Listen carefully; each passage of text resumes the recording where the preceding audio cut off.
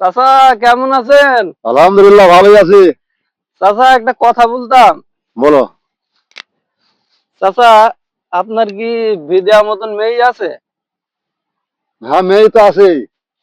তো চাচা আমার সাথে বিয়ে দেওয়া যাবে না? সেটা এখন হিসাব নিকাশ করে দেখতে হবে, এখন দেয়া যাবে কি যাবে না। এখন তোমার তো দেখা নেই, দেখা সাক্ষাৎ নেই। এখন তোমাকে তোমার বাড়ি ঘরও চেনা নেই, তোমাকেও চেনা নেই। আমি দেখাশোনা করবো, তারপরে যদি আমার ভালো লাগে তাহলে দেবো। বলেন। আচ্ছা বিটা, তুমি তো বিয়ে নাকি বলছো, তুমি কি করো?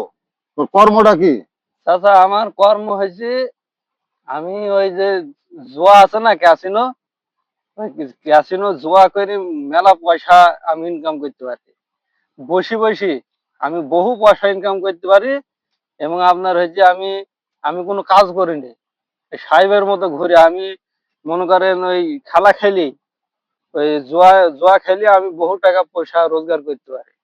আপনার মেয়ে খুব সুখে থাকবে চাচা।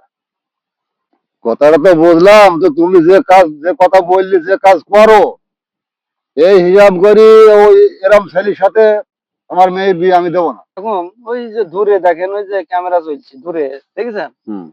আপনাকে আমি পরীক্ষা করলাম যে আপনার মনটা কেমন ধারা।